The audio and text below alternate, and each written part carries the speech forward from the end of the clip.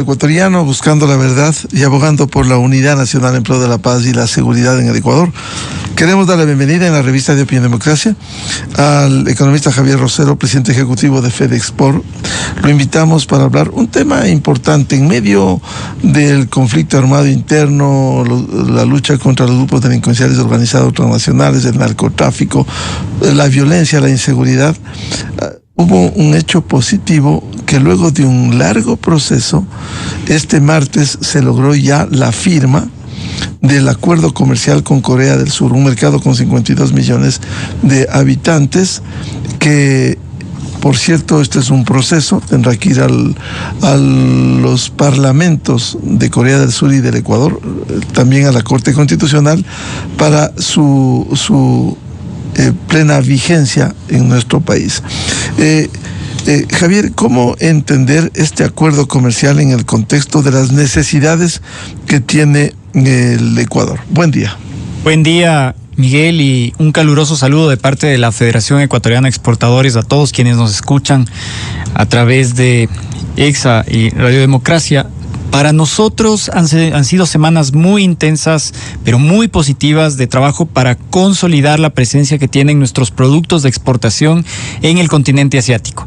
Particularmente lo que hemos venido haciendo en estos días en la gira en la que acompañamos al presidente para Japón, y al mismo tiempo ahora esta suscripción del acuerdo comercial con Corea del Sur abre posibilidades muy importantes para toda la oferta exportable, sobre todo considerando un factor que algunas veces habíamos comentado en estos micrófonos, y es que el Ecuador venía siendo objeto del resultado de ese ostracismo comercial en el que estuvimos en algún momento, y que claramente nuestros competidores nos sacaron ventaja.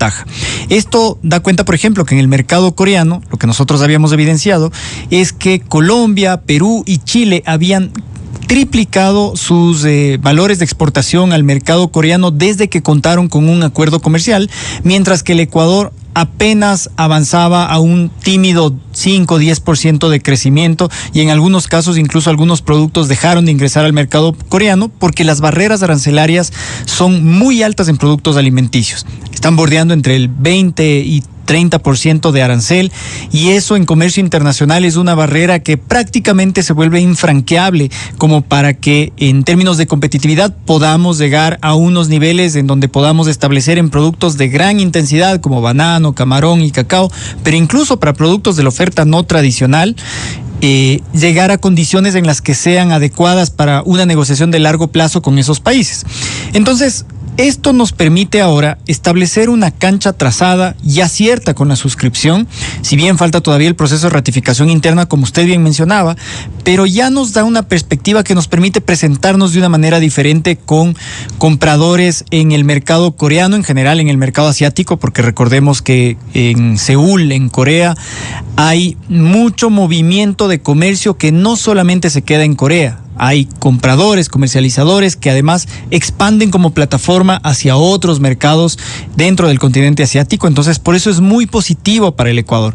Sin embargo, gran parte de esto ahora en el desafío está en que la hoja de ruta que vayamos estructurando hacia adelante, y lo podemos profundizar en unos minutos, es ir paso a paso, pero con pasos sólidos. Una vez suscrito, usted bien mencionaba, tiene que pasar por Corte Constitucional. Nosotros entendemos que la Corte Constitucional ahora tiene una responsabilidad importante en acelerar el análisis y su dictamen favorable, considerando que el Ecuador ya ha establecido un estándar de negociación de los acuerdos comerciales a nivel internacional, y que por lo tanto no son materias distintas a las cuales la Corte ya se ha pronunciado previamente. Por lo cual, si bien existen otros temas de índole política sobre los cuales la Corte ya tiene que pronunciarse, este va a tener un resultado práctico también, efectivo, directo, de manera concreta al empleo, a la producción, a la apertura e inserción estratégica internacional, y por lo tanto esperamos que sea muy rápido. De tal suerte que una vez que eso tome efecto, podamos nosotros impulsar en la Asamblea una aprobación muy expedita, de forma que ojalá al finales del último trimestre de este año ya podamos contar con nuestro proceso de ratificación, y en un muy buen escenario, qué sé yo, empezar desde el 1 de enero del 2026 entrando con las preferencias arancelarias al mercado coreano. Lo cual sería deseable, y si cierto es, la Corte Constitucional tiene otros casos, pero hay urgencias en donde no entra ni el sesgo político ni el sesgo ideológico, sino las necesidades que tiene este país en medio de la dolarización. Ahora, ¿cuáles son los beneficios específicos con este acuerdo con Corea del Sur? ¿Cómo nos vamos a beneficiar? ¿Qué productos? ¿En qué condiciones? Bueno, esto es importante y muy trascendente porque hay un beneficio que yo quisiera trasladarlo primero a la esfera de lo conceptual, Miguel. Y esa esfera de lo conceptual a veces nos guía mucho mejor en poder llevarlo a un nivel de productos. En lo conceptual, porque hoy el país sí necesita producir más. Definitivamente necesitamos no solo sostener, sino ya es el momento en el que el Ecuador crecientemente empieza a generar mucho más empleo, pero de manera dinámica, constante, rápida, es decir, que ya los indicadores empiecen a reflejar un crecimiento sostenido de esas oportunidades que naturalmente vienen ancladas a un sector que ha venido creciendo a 2 dígitos durante los últimos 3-4 años, el sector exportador. Entonces, desde la esfera de lo conceptual, esto es importante porque, primero, nos permite institucionalizar el comercio exterior del país. Tener más acuerdos comerciales, una red importante, implica que el Ecuador asume compromisos internacionales que después evita que ciertas aventuras políticas puedan tomar forma, entendiendo que hoy estos compromisos refuerzan la seriedad que tiene el país a nivel internacional y que también eso permite atraer inversiones. Y ese es otro de los derroteros que todavía tenemos como país y que el sector exportador puede convertirse en un gran canalizador de la atracción de esas inversiones si es que cuenta con estos instrumentos que permiten hablarle de largo plazo a los inversionistas interesados a nivel internacional. Entonces, por eso decía que a veces esta lógica de los conceptos yo sé que no es tan fácil de hacerla sentir en la percepción de lo cotidiano, pero es tan importante porque de esto justamente derivan los flujos que necesitamos para poder hablar ya en términos micro de que más empresas, más MIPYMES, más esfuerzo del campo, más esfuerzo de todos los colaboradores pueda tener una válvula de salida y de incrementar escala en mercados internacionales. Ya llegando a niveles de productos, si es que ya estamos de acuerdo en la parte conceptual, es que productos, sobre todo de la oferta tradicional, que ya venían ingresando al mercado coreano, como decía el caso de banano, camarón y cacao. Pero con aranceles. Pero con aranceles. ¿Cuál es la diferencia con eso? Y muchas de las preguntas que nos hicieron en la gira es, ¿cómo es que ustedes de todas maneras con aranceles ingresan a los mercados asiáticos? No ingresamos tanto cuanto podríamos. Esa es una realidad, Miguel, porque hay un segmento de mercado que no necesariamente logra aprovisionar todo lo que necesitan y los estándares de calidad que tiene el Ecuador no los tiene otro país. Nosotros hacemos prevalecer la calidad, pero si la acompañamos con instrumentos como estos que nos inyectan competitividad para que se vayan reduciendo los costos de comerciar y de hacer negocios, esto tiene una combinación muy potente que puede hacer, de hecho nos lo dijeron en Japón, por ejemplo, los empresarios japoneses, el momento en el que ustedes derrumben las barreras arancelarias, nosotros fácilmente podemos desviar comercio y empezar a hacer negocios porque con la calidad nos hemos quedado con ustedes. Lamentablemente no podemos ampliar mucho más porque ya el costo es excesivo cuando hablamos de 20-30% de arancel.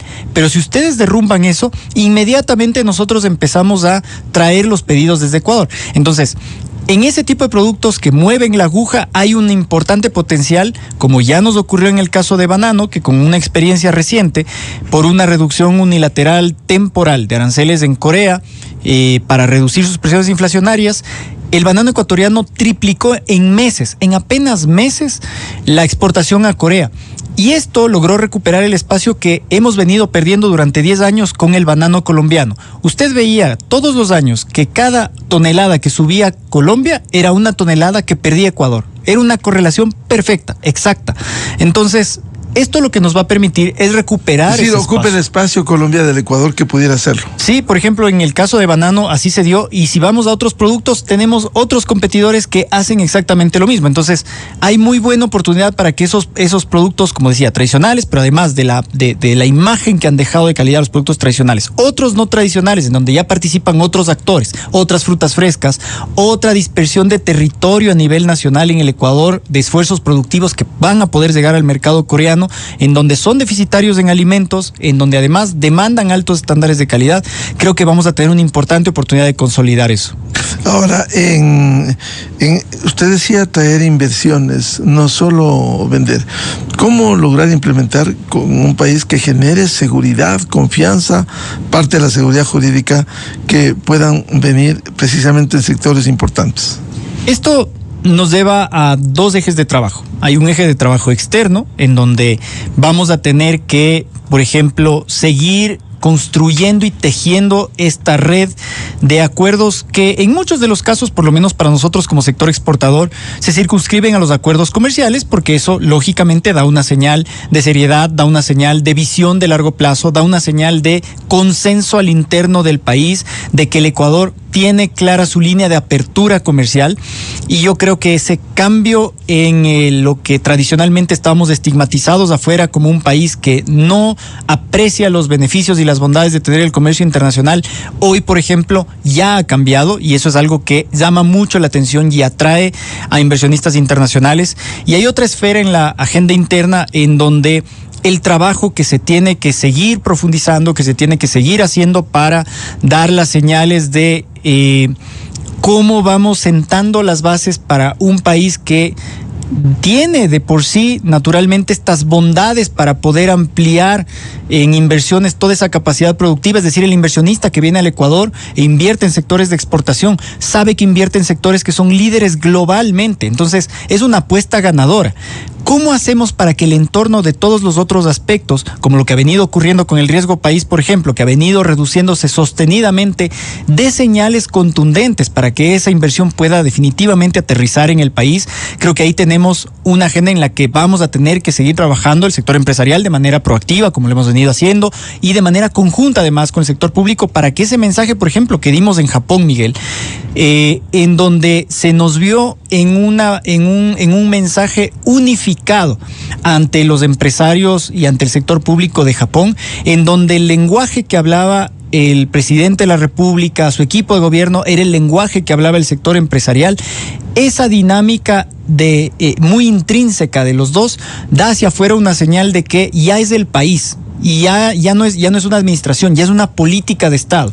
Y por lo tanto eso trasciende las visiones de corto plazo. Esas son señales que son muy bien apreciadas y que por lo menos nuestra impresión, o la mía en particular, fue que fue muy bien recibida en Asia y en Japón específicamente, cuando hablamos en términos de inversiones y sobre todo el potencial que tiene el Ecuador en sectores estratégicos que, si bien está petróleo, si bien está minería, pero en los sectores no petroleros y no mineros hay un potencial importante que ellos visibilizan, porque el mundo está empezando a demandar muchos más alimentos por esta reconfiguración del comercio internacional. Ahora, a propósito de la última gira a Japón, los resultados han sido positivos. ¿Cómo se van a plasmar en los próximos días, semanas y meses? Aquí hay que poner en contexto un par de elementos, Miguel, si usted me permite, porque hace no menos de 10 años, nosotros hemos venido como sector privado tocando la puerta de Japón para motivar un acuerdo comercial. Desafortunadamente, lo que ocurrió es que con la denuncia del Tratado Bilateral de Inversión, Japón perdió interés en el Ecuador. Perdió interés en afianzar esas relaciones y simplemente dejarlas a que sigan bajo el estatus en el que se encuentran ahora, que es sin ningún tipo de ventajas y preferencias de lado y lado. Hoy el Ecuador ha dado una visión diferente, una visión, como decía, en donde la apertura y la atracción de inversiones son un puntal importante del diario accionar que tenemos en el país y sobre todo desde el sector privado. Y esto lo que ha permitido en gran medida es que Japón empiece a ver al Ecuador con mucho interés por esas posibilidades de expansión que tienen, y además el alto nivel de complementariedad que existe con el mercado japonés. ¿A qué me refiero con esto? Japón importa gran parte de los alimentos que consume. No son autosuficientes, pero lo que sí ocurre es que Japón tiene estándares de calidad que, en mi pensar, son los más elevados del continente asiático, sino uno de los más elevados a nivel global. Entonces, no todo el mundo tiene la capacidad de proveerle a Japón. Y lo que ocurre es que el Ecuador, como ellos mismos nos contaron, el Ecuador es un excelente aliado comercial para productos que tienen esos altos estándares de calidad que pueden cumplir lo que ellos exigen. Entonces, desde esa perspectiva, el empresariado japonés tiene mucho interés, por ejemplo, en profundizar las relaciones en alta tecnología, innovación, implementación de inteligencia artificial, en donde están trabajando mucho para cadenas productivas, sobre todo en cadenas agrícolas o agroindustriales. Y esto ha sido importante porque eso permite hablar de esa complementariedad, de cómo entre los dos le podremos sacar ventaja. Y además, aunque no lo han dicho de manera tácita en esta gira, pero la percepción que nosotros nos debamos es que sí están mirando con mucha cautela el hecho de cómo el Ecuador, por ejemplo, ya se ha venido insertando en el continente asiático con un acuerdo con China, ahora ya se suscribe con Corea del Sur. Entonces, ellos no necesariamente quieren estar despegados de la dinámica en donde un país ya ha venido abriendo puertas en el resto del continente asiático y no quedarse atrás. Y no tanto porque el Ecuador sea un gran país de escala, sino porque en donde están, a los japoneses les interesa la participación de mercado y liderar, y por lo tanto, ahí creemos que esas oportunidades de conectar transferencia de tecnología, formación de capacidades. Mucho se habló mientras estuvo el presidente en la visita de cómo, por ejemplo, los japoneses pueden traer especialistas en asistencia técnica o llevar a personas, a colaboradores del Ecuador en cadenas agrícolas y agroindustriales. De hecho, va a despegar con la cadena de cacao para Japón, para empezar a aprender prácticas que pueden no solo elevar los estándares para llevar a Japón, sino que ya globalmente podríamos llevarle a un nivel en donde estas cadenas de producción pueden cumplir cualquier tipo de requerimiento. Entonces yo creo que hay grandes oportunidades detrás de eso, y esa complementariedad es la que nos tiene que encaminar ahora con mucha gestión, una gestión reforzada, permanente, constante, a abrir las puertas ya de un inicio de negociación con Japón. Por tanto, al abrirse estas puertas con Japón, hay grandes temas que se podría aprovechar. Indudablemente, entre esos, por ejemplo, si bien el comercio es una gran parte, porque como decía, al no ser ellos autosuficientes y además teniendo nosotros la posibilidad de enviar estos productos de alta gama que ya tenemos en nuestra oferta exportable, no solo del ámbito tradicional, sino también no tradicional. Una de las cosas más interesantes fue cómo ellos miraban, por ejemplo, el tema de las inversiones conjuntas. Ya hay inversiones japonesas que han venido a empresas que están liderando la exportación de productos a nivel internacional, particularmente en ramas agroindustriales y acuícolas, en camarón específicamente. Entonces ellos están mirando, por ejemplo, cadenas como la cacaotera con mucho interés, porque ven que si bien en petróleo y minería existen posibilidades en donde su tecnología puede insertarse, y se lo dijeron al presidente de la República, también ven espacio en otros productos, además en servicios, en logística, por ejemplo, en donde pueden insertarse de manera conjunta con el Ecuador, y eso puede abrir un espacio para que ya no solamente hablemos de aranceles, estamos hablando de cooperación en materia económica, en materia de seguridad, estamos hablando de cooperación en asistencia técnica, como decía, en formación de capacidades.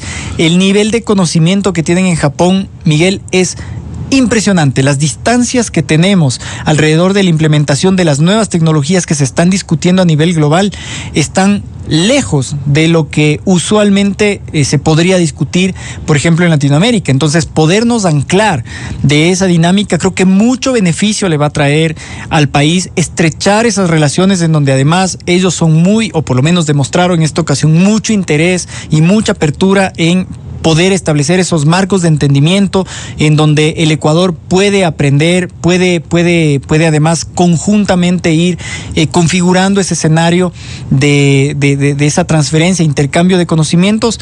Creo que nos va a traer, tal vez no en un plazo muy inmediato, pero por ejemplo desde el siguiente año, en un mediano plazo, ya resultados que pueden ser mucho más concretos. ¿De quién depende y cómo impulsar para avanzar en este proceso con Japón, que está en el primer mundo? Esto depende de todos como país, y me explico por qué. Hay una tarea que tiene que encabezar indiscutiblemente el sector público en tomar las palabras del primer ministro japonés, que instruyó en el encuentro con el presidente de la República a su equipo para que ya puedan empezar a dilucidar cuál puede ser ese trazado de cancha para entablar las negociaciones comerciales. Esto suena a poco y no lo es. No lo es porque Japón nunca nos había dado esa apertura, ni siquiera esa intención de que empecemos a tener el trazado de la cancha, el marco regulatorio para hablar de un acuerdo comercial. Entonces, el sector público tiene una tarea importante, el gobierno tiene una tarea importante en cerrar esos canales, cerrar ya esas vías de entendimiento, es ir convergiendo con los intereses, y para eso va a necesitar el soporte, como hicimos en esta ocasión en la gira, del sector privado. Nosotros vamos a tener que jugar un rol muy proactivo, porque por ejemplo lo que ocurrió en esta gira es que el Consejo Empresarial japonés, que es nuestra contraparte, digamos, allá en Japón, motivó y dio su aval, si se quiere ver así, para que el Ecuador pase a formar parte de la agenda comercial japonesa. No lo hacen con todos los países, no lo habían hecho antes con el Ecuador. Entonces el peso de influencia que tiene el Comité Empresarial japonés es muy importante para sus autoridades. No hay un acuerdo comercial que se encamine con Japón si el Consejo Empresarial japonés no lo impulsa. Entonces el hecho de que ya tengamos de nuestro lado ese aval da mucha más facilidad. Ahora, lo que sí vamos a tener que hacer es, por ejemplo, demostrar que tenemos posibilidades de ir dando resultados concretos en estos primeros acuerdos y memorandos de entendimiento en los cuales ya se suscribieron, para que haya aprovechamiento en materia agrícola, en donde ya tenemos firmado un acuerdo un acuerdo de entendimiento inicial. También hay un acuerdo de entendimiento en materia de cooperación con la Agencia de Cooperación japonesa. Entonces hay que empezar a dar esos primeros resultados y empezar a atraer, de hecho va a venir una misión sanitaria de japoneses en las próximas semanas, y a eso yo creo que vamos a tener que acompañarle para que las empresas que demostraron interés y se lo plantearon al presidente de la República vengan y visiten el Ecuador y que encuentren este portafolio de inversiones que lo tenemos construido, pero que creo que lo tenemos que reforzar para que se lleven la noción de en dónde pueden empezar a insertarse más. Yo creo que buena parte de eso va a dar el resultado de que mientras más interés logremos generar en estas grandes empresas japonesas, porque en realidad son empresas a nivel global en las que están trabajando y con las que nos reunimos y que tienen interés en el Ecuador, para que esos intereses los puedan llevar de vuelta a Japón y seguir impulsando y acelerando el proceso para que el gobierno japonés ya inicie las negociaciones. Es decir, está allanado el camino para ir a acuerdos con Japón, un país tan importante, no solo en el Asia, sino en el mundo. Tenemos ya por lo menos la patada de inicio, esto que lo habíamos venido buscando. Tal vez es usualmente el paso más difícil, porque es estar conscientes y seguros de que hemos construido una atmósfera de confianza. Hay posibilidades. Exactamente, ahora sí están abiertas esas posibilidades. Entonces mucho depende de ese trabajo que ya podamos empezar a hacer para imprimirle esa visión de largo plazo. Ahora, en esta visión de apertura al mundo de acuerdos comerciales, ¿cómo ve Javier Rosero el tema del Canadá, que se espera, ojalá hasta fin de este año esté concretado? Este es otro de los grandes aciertos que habíamos venido planteando como sector exportador dentro de la estrategia de inserción en Norteamérica. Gran parte de lo que ocurre en Canadá es que el potencial que existe ahí está dado sí para productos alimentarios, pero también para algunos productos industrializados que tiene el Ecuador.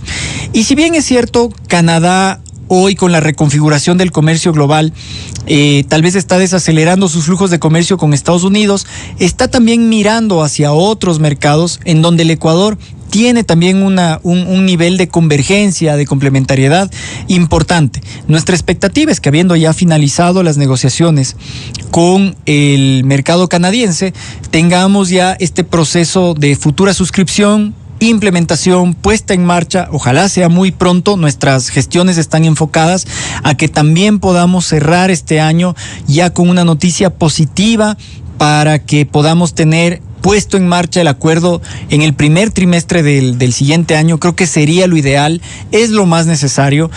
Para nosotros, ahora que estamos buscando también nuevos mercados para poder colocar esa escala, nos vendría bastante bien.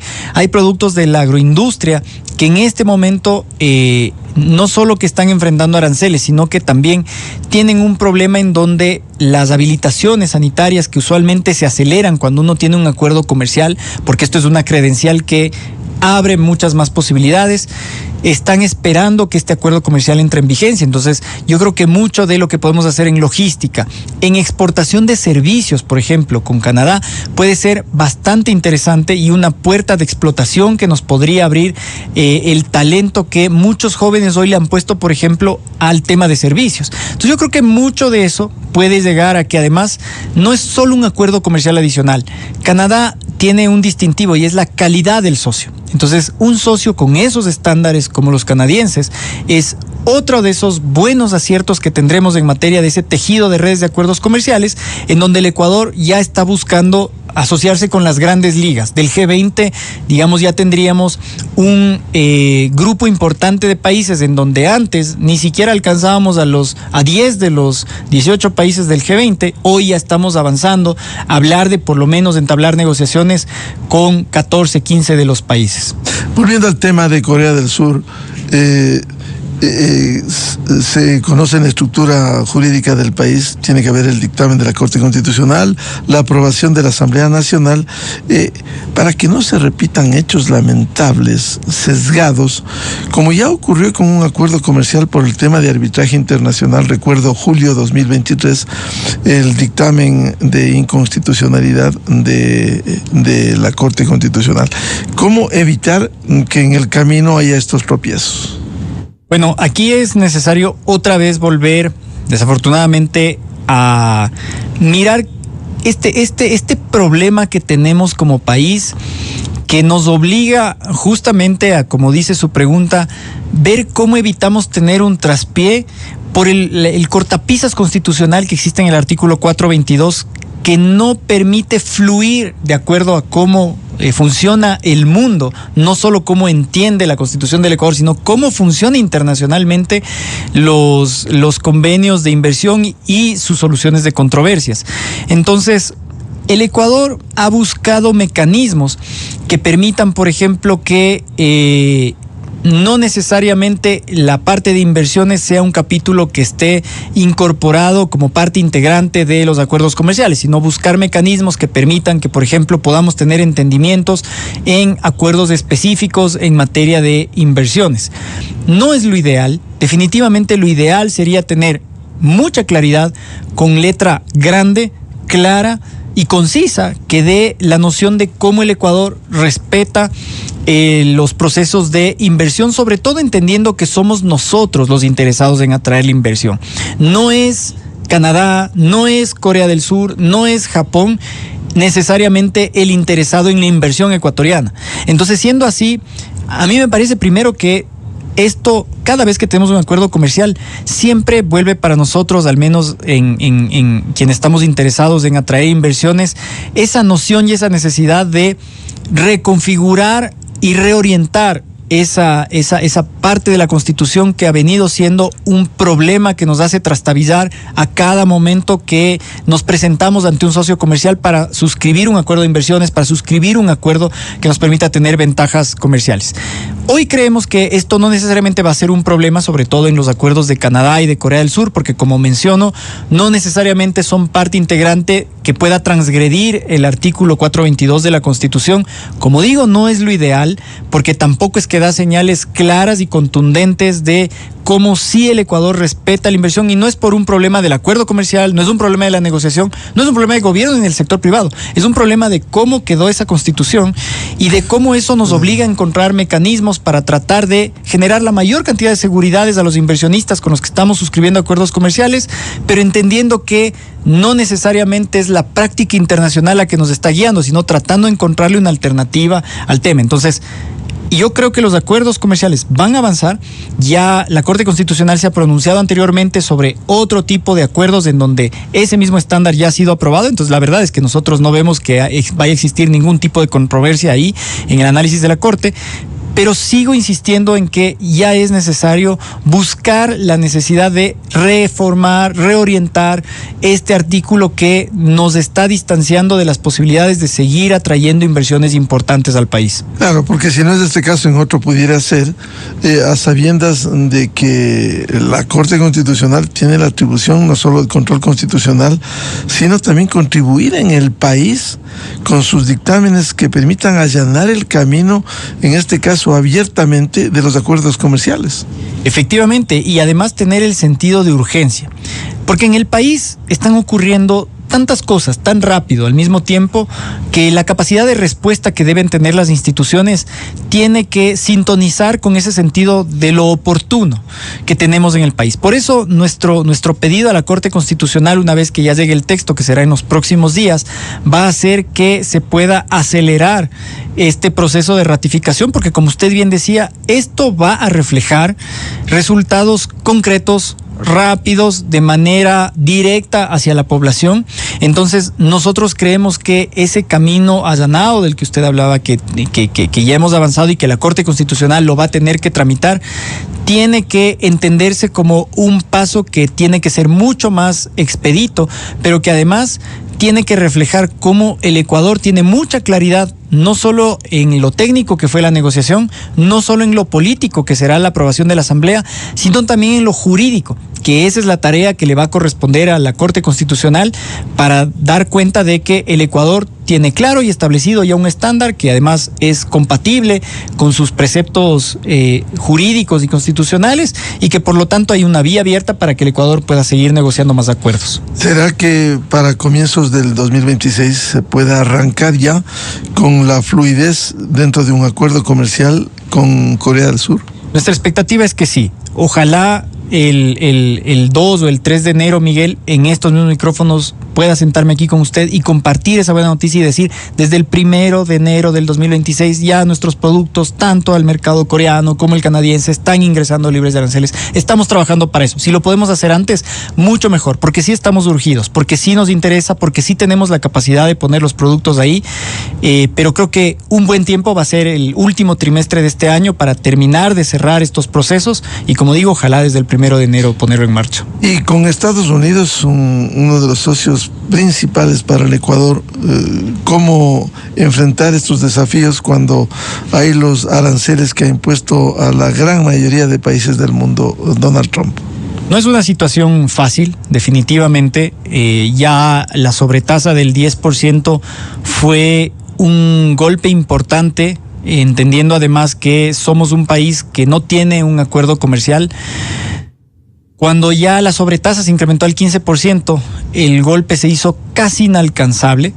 Yo no logro entender, Miguel, cómo existían análisis en su momento que decían que el hecho de tener que el Ecuador no tenga un acuerdo comercial con Estados Unidos no significaba nada, porque Estados Unidos también le puso sobretasas a los países que tenían acuerdos comerciales.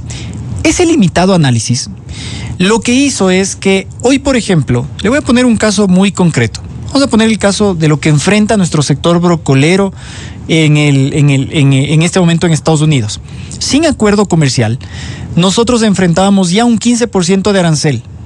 No estoy hablando de sobretasas de la administración Trump ni nada. Tal cual como eran las cosas. Sin acuerdo comercial, nosotros competimos con México, que sí tiene acuerdo comercial con Estados Unidos y entra 0% arancel. Guatemala, que también tiene acuerdo comercial con Estados Unidos y entra 0% arancel. Nuestra distancia ya era 15. Hoy, con la sobretasa del 15, pagamos un 30% arancel. Mientras que competidores como México no tienen ni sobretasa ni arancel. Guatemala solo tiene la sobretasa del 10%, ni siquiera del 15%. Entonces imagínese usted cómo es posible competir teniendo yo un 30%, porque uno, no tengo acuerdo, y dos, porque tengo la sobretasa del 15%. Entonces se hace extremadamente complejo. Esto nos ha llevado a venimos planteando, apenas surgieron las sobretasas, una estrategia conjunta con las autoridades, particularmente con el ministro de la Producción y la ministra de Relaciones Exteriores, para tratar de tener una solución pronta, pero además que tenga resultados muy concretos para los productos de exportación que en este momento están siendo afectados con Estados Unidos. Nuestra expectativa es que esta solución pronta pueda llegar a una conclusión en el transcurso de las próximas semanas, porque además mientras sigue transcurriendo el tiempo, como Ecuador yo sigo enfrentando un problema que otros productos de la región no tienen. Hay otros, como los centroamericanos o los andinos, que siguen enfrentando un 10% de arancel. Y uno de los temas importantes, por ejemplo, es que Colombia, para no ir muy lejos, Miguel, tiene una relación política absolutamente contraria a la que tiene el Ecuador con Estados Unidos. Es distante, es polarizante en relación a lo que está haciendo la administración del presidente Petro con lo que habla el presidente Trump, y es muy distinto a la sintonía que tienen al más alto nivel diplomático y de jefes de Estado Estados Unidos y Ecuador. Entonces, nuestra noción es que es el momento ya de traducir esa buena sintonía que existe en el momento político también al momento comercial. Ya es el momento de hacer sentir el peso de la relación política que tenemos también en las ventajas comerciales, porque de eso también se trata. Si hablamos de seguridad, se trata de comercio, porque si yo puedo producir más, evito que esas familias se inserten en actividades ilícitas o inmigración ilegal forzosa. Entonces, todo eso está integrado, me parece a mí, en un mismo paquete que tiene que ser abordado como un integral de la relación bilateral que tenemos con Estados Unidos. Claro, Colombia, cuando cita, al igual que el Perú, hicieron bien las cosas en su momento. Aquí los sesgos político-ideológicos nefastos para el país denostaron los acuerdos comerciales. Colombia avanzó, logró el acuerdo con Estados Unidos, igual Perú. Hay una sólida institucionalidad, más allá de gobiernos deplorables como el actual en Colombia, pero ha funcionado la institucionalidad. Efectivamente, y eso es parte de lo que construye estas relaciones previsibles que para nosotros como exportadores en el comercio internacional son fundamentales para hacer negocios. Y hoy, digamos, creo que uno de los aspectos más importantes es que estamos muy activos, estamos permanentemente en trabajo con nuestras autoridades para desmontar lo más rápidamente esta sobretasa del 10%, sin olvidar que en el mediano plazo queremos encaminar y retomar esto que usted mencionaba de un acuerdo comercial con Estados Unidos que desafortunadamente lo hicimos esquivo. No es que nos fue esquivo, lo hicimos esquivo hace 20 años atrás y esto hoy nos está pasando factura. Pero bueno, vamos paso a paso. Hoy es importante el tema de las sobretasas. Creemos que tenemos una buena posición con lo que hemos construido con el ministro de la Producción, así que creo que vamos en una senda bastante positiva. De hecho, tuvimos una visita a Washington como sector empresarial. Sería hace 2 semanas atrás, en realidad, un poco antes de ir a la gira presidencial en Japón. Y ha sido muy bien percibido el mensaje de que el Ecuador en este momento necesita tener una pronta solución. Nos reunimos con las autoridades de comercio de Estados Unidos y la receptividad fue muy buena, fue positiva, fue en un entendimiento de que el Ecuador es un socio estratégico en la región en este momento y que si bien hay algunos temas que todavía técnicamente los equipos negociadores van a tener que ponerse de acuerdo, pero están conscientes de que es necesario que ya el Ecuador tenga una respuesta, además entendiendo que es el socio con el que se entendería que están más avanzadas las discusiones y que por lo tanto ya próximamente se debería poder anunciar. Y para nosotros esto es urgente, es importante. Estamos focalizados con todos nuestros esfuerzos para poder tener ya una solución con Estados Unidos. Bien, muchas gracias. Como siempre, la atención al presidente ejecutivo de la Federación Ecuatoriana de Exportadores, FEDEXPOR, Javier Rosero. Temas de interés, le volveremos a convocar para seguir hablando de lo fundamental que necesita el país, como los acuerdos comerciales, como ha sido positivo este martes con Corea del Sur. Muchas gracias, Javier. Miguel, siempre es un gusto compartir con usted y con la audiencia. Gracias. Muy amable. 8:37 minutos en el territorio continental ecuatoriano. Vamos a una pausa y ya volvemos. Diálogo con la asambleísta Diana Jacome para hablar sobre las tareas de legislación y fiscalización en la Asamblea. Desde 1984 con Gonzalo Rosero. La revista de opinión Democracia. Siempre líderes, siempre confiables.